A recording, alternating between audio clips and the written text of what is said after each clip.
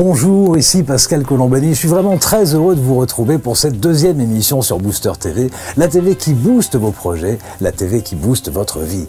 Alors avant toute chose, je voudrais vous dire un immense merci. Vous étiez au rendez-vous de la première émission sur Booster TV à l'occasion de son lancement la semaine dernière. Et j'ai vraiment eu très chaud au cœur de vous voir tous ici, de lire et de répondre à tous vos commentaires et de constater votre véritable enthousiasme pour ce nouveau concept, Booster TV. Ce concept que j'ai imaginé pour mieux vous accompagner sur la route de vos rêves, la route de vos projets. Et vous savez que lorsqu'on lance quelque chose de nouveau, qu'on crée quelque chose de nouveau, de différent, on ne sait pas au juste comment ça va être accueilli, si ça va être apprécié, si ça va être suivi. Et avec ce lancement, vous m'avez démontré que je ne me suis pas trompé, que mon intuition était la bonne et que Booster TV, j'en suis sûr, va beaucoup compter sur Internet et en particulier sur la blogosphère francophone. D'ailleurs, à ce propos, à la fin de cette émission, je vous parlerai d'une nouvelle rubrique qui arrivera dès la prochaine émission sur Booster TV, une rubrique dans laquelle j'accueillerai régulièrement des blogueurs et des blogueuses, mais pas forcément cette petite poignée de blogueurs professionnels qui ont déjà réussi et qu'on invite partout, mais plutôt pour mettre à l'honneur et faire connaître ceux et celles d'entre vous qui développent un blog autour de leurs rêves et de leurs passions dans le but de réaliser un rêve. Et vous êtes nombreux à le faire. Et comme le chemin est vraiment difficile pour se faire connaître, vous le savez et vous vous en rendez compte tous les jours, grâce à Booster TV, je vais vous proposer de booster votre blog et donc là aussi de booster vos rêves et vos projets. On en reparle un peu plus tard et ça me permet de vous présenter le sommaire de cette deuxième émission que j'ai appelée « Vous êtes mentaliste ».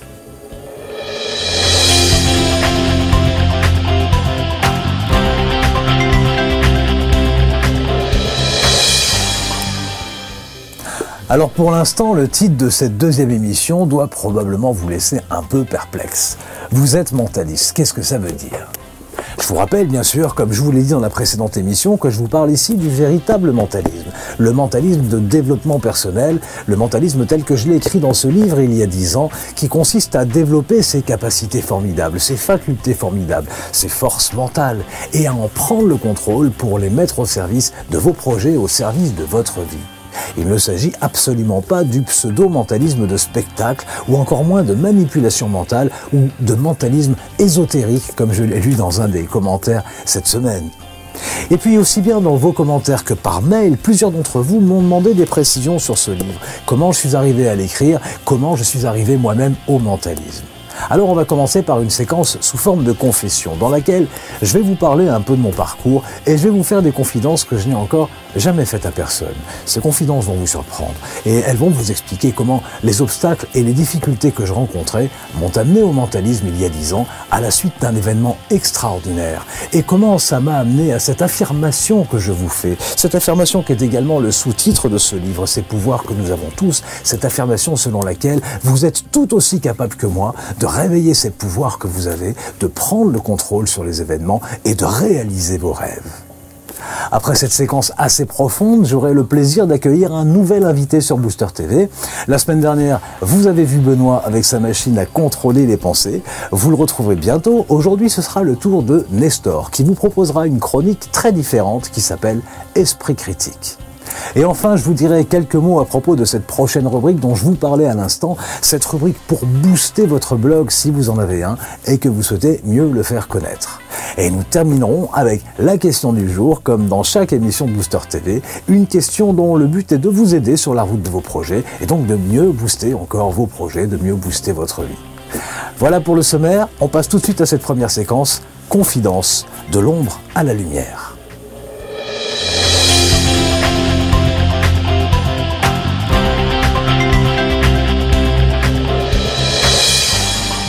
Je vous parlais il y a un instant des obstacles et des difficultés que tant de monde rencontre sur la route de ses rêves et qui paraissent parfois insurmontables. Alors est-ce que vous vous reconnaissez vous aussi dans ces difficultés qui sont par exemple le manque d'argent, le manque de soutien, le manque de confiance en soi, le doute, le manque de confiance en son projet, ou l'impression de ne pas avoir la bonne méthode, la bonne stratégie pour parvenir à vos buts? La peur d'échouer, la peur de ne pas y arriver, peut-être aussi la peur de réussir. Et peut-être qu'au fil du temps, vous avez, vous aussi, l'impression de tourner en rond, de patauger dans la semoule. D'autant plus que, très souvent, les circonstances et les obligations de la vie quotidienne font qu'on remet sans cesse à plus tard ce qu'on a pourtant le plus à cœur de réaliser. C'est peut-être votre cas. Si vous vous reconnaissez dans l'une ou l'autre de ces difficultés, je sais pourtant que vous avez en vous ce désir profond de réussir votre vie. Moi aussi, j'ai connu toutes ces difficultés.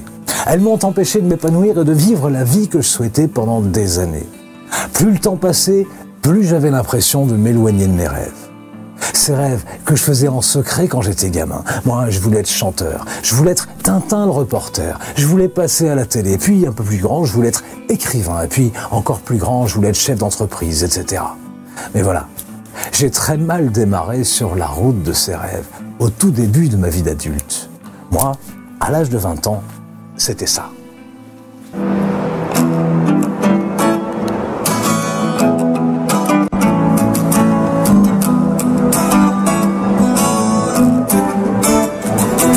En attendant le jour d'arriver enfin au bout de ce parcours et de trouver l'amour que tu cherches en vain. Comme vous le constatez, en effet, j'ai démarré ma vie en tant que chanteur dans le métro. C'est un nom poétique, chanteur, puisque je pourrais plutôt dire SDF, sans domicile fixe. Et toute la journée, je venais dans le métro comme ça, je grattais mes cordes jusqu'au sang parfois pour espérer avoir de quoi payer ma chambre d'hôtel le soir. Alors, ça a l'air comme ça un peu difficile, mais en fait, je venais d'une situation bien plus difficile qui m'a amené jusqu'ici. Les années qui précédaient pour moi étaient très difficiles. J'étais simplement un enfant battu, maltraité, enfermé. Je n'avais pas de loisirs, pas le droit de sortir, je n'ai pas pu faire d'études, j'ai arrêté l'école à la fin de la première pour être manutentionnaire à ce moment-là. Et toutes ces années qui ont passé, je n'ai eu comme seul repère les affirmations qu'on a portées sur moi-même. Tu es bête, tu ne vaux rien, tu es malhonnête, tu es méchant, tu n'as aucun talent, aucune compétence, tu n'arriveras jamais à rien dans la vie. Voilà le capital de départ de mes 20 ans. Et c'est bien pour ça que dès que je l'ai pu, je me suis sauvé. Et c'est comme ça que j'ai atterri dans le métro. En attendant le jour d'arriver enfin au bout de ce parcours et de trouver l'amour que tu cherches en vain, mais tu y crois toujours. En attendant le jour d'arriver enfin au bout de ce parcours et de trouver l'amour. Alors autant vous dire qu'à cette époque-là, mon niveau de confiance en moi était au plus bas qu'on puisse imaginer. La vie dans le métro à l'âge de 20 ans, c'est une expérience assez traumatisante. Je suis pas resté très longtemps dans cette situation, quelques mois tout au plus, mais il m'a fallu beaucoup plus de temps que ça pour reprendre le dessus. Après cette expérience, je tremblais comme une feuille dès qu'il fallait parler à quelqu'un. J'étais incapable de décrocher un téléphone et je venais de trouver un job de commercial. Je peux vous dire que c'était assez compliqué. Alors, je vous raconte pas ça pour vous tirer quelques larmes à l'œil, non. Si je me livre aussi personnellement devant vous aujourd'hui, c'est pour que vous compreniez bien que même quand on a une confiance en soi la pire qu'on puisse imaginer, même quand on est bardé de blessures passées, même quand on n'a pas fait d'études, qu'on n'a aucun soutien et aucun sou en poche, on peut révéler le meilleur de soi-même et réussir tous ses projets. Vous pouvez en juger. Malgré ce démarrage chaotique, j'ai réussi par la suite des choses que vous allez trouver probablement étonnantes. 4 ans après le métro, j'avais créé l'entreprise et je dirigeais 9 salariés. La plupart venaient du métro d'ailleurs ou de la rue, c'était l'ancêtre de l'entreprise d'insertion que j'avais créée. Ça m'a fait être remarqué par des grandes institutions et on m'a recruté à l'âge de 27 ans au poste de directeur adjoint de la première maison de l'emploi pour cadres dans un département de l'Ouest parisien. C'était un poste pour lequel était normalement exigé au minimum un bac+4 et 5 ans d'expérience professionnelle dans l'ingénierie territoriale. Et moi, du haut de mes 27 ans, je n'avais qu'un bac-1, aucune expérience de ce type et j'étais face à plusieurs dizaines de candidats qui, eux, remplissaient tous les critères. Et pourtant, j'ai eu ce poste. Et ça m'a amené à devenir directeur d'un organisme de formation pour des cadres dirigeants au chômage, puis à être nommé consultant spécialisé dans le même domaine pour le ministère du Travail et le Conseil régional d'Île-de-France. J'avais alors 30 ans. Dans ce cadre, j'ai créé un dispositif qui existe toujours aujourd'hui qui s'appelle Dynamicadre et qui a permis, depuis 15 ans maintenant, à plus de 5000 personnes de réussir leur reconversion et de se rapprocher de leurs rêves. J'avais un secret à cette époque, un secret qui ne m'a jamais quitté et qui me permettait presque infailliblement de réussir le coaching de tous ces gens malgré mon jeune âge. Je leur parlais de leurs rêves jamais vécus, leurs rêves jamais réalisés, leurs rêves qu'ils pouvaient vivre, leurs rêves qu'ils devaient vivre maintenant. Et je me suis rendu compte que moi-même, j'avais des rêves à vivre. Alors, j'ai décidé de m'y mettre. Je Je vous ai parlé de Tintin le reporter tout à l'heure. Eh bien, à 34 ans, je suis devenu journaliste d'investigation en entrant par la grande porte des plus grands journaux français. Mes enquêtes ont été publiées pendant plusieurs mois à la une du Figaro notamment, mais aussi à la une du Journal du Dimanche ou encore dans le journal télévisé de 20h de France 2. Et j'ai été invité dans quantité de plateaux de télé et de radio parmi les plus grandes en France. Ça m'a amené à devenir l'auteur de plusieurs livres de référence. Le premier, c'est pas celui-ci, c'est celui-là. Il a permis de faire voter une loi qui protège les consommateurs français aujourd'hui de ce que je dénonçais à l'époque. Le deuxième, qui est ici, il a été classé comme ouvrage fondamental à la Bibliothèque nationale du Québec. Et il m'a même valu une décoration, celle de combattant des droits de l'homme, qui m'a été remise dans une conférence internationale à Genève qui regroupait 18 pays. Alors il y en a d'autres, mais le plus important, c'est évidemment celui-là, celui dont je vous parle depuis le début. Mentalisme, ces pouvoirs que nous avons tous et qui est tout l'objet de ce que je vous explique. Ces pouvoirs que nous avons tous, ces pouvoirs que vous avez vous aussi, et je vais y revenir dans un instant. Et pour terminer sur mon parcours à la recherche de mes rêves, eh bien, je suis également devenu artiste de spectacle, auteur, compositeur, interprète, producteur de mes propres spectacles. J'ai réalisé des CD, j'ai réalisé un album, j'ai réalisé un DVD. Je me suis produit sur de nombreuses scènes en France, dont celle du Palais du Congrès de Tours, devant 2000 personnes qui applaudissaient mes chansons. Et j'ai amené avec moi sur la scène 20 personnes qui venaient de la rue. Vous avouerez que pour un ancien SDF qui cumulait toutes les difficultés dont je vous parlais au début dans cette émission, qui n'avait aucune confiance en soi, aucune étude, aucun sou en poche, aucun soutien, c'est quand même pas trop mal, non?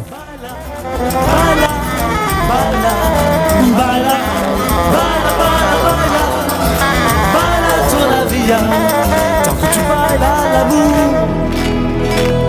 ça te rendra fier.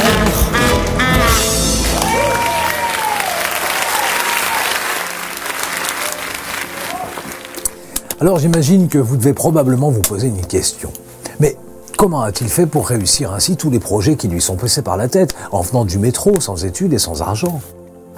Je dois vous avouer que si vous m'aviez posé la même question il y a 10 ans, je n'aurais absolument pas su quoi vous répondre. Moi, je fonctionnais comme ça, sans savoir comment. Et d'ailleurs, je n'avais absolument pas le sentiment de réussir.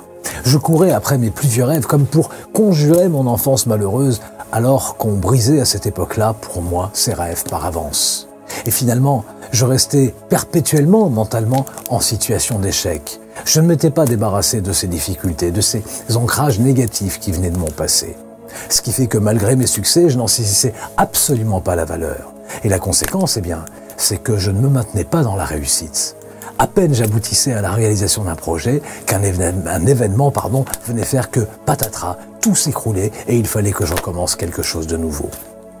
Et puis, en 2002, un événement extraordinaire est venu tout changer dans ma vie. Si je qualifie cet événement extraordinaire, c'est parce qu'il a été assez grave pour me faire connaître la mort. C'était un accident de moto. Le 6 août 2002, à 21h, les secours qui m'ont trouvé sur le trottoir m'ont déclaré décédé.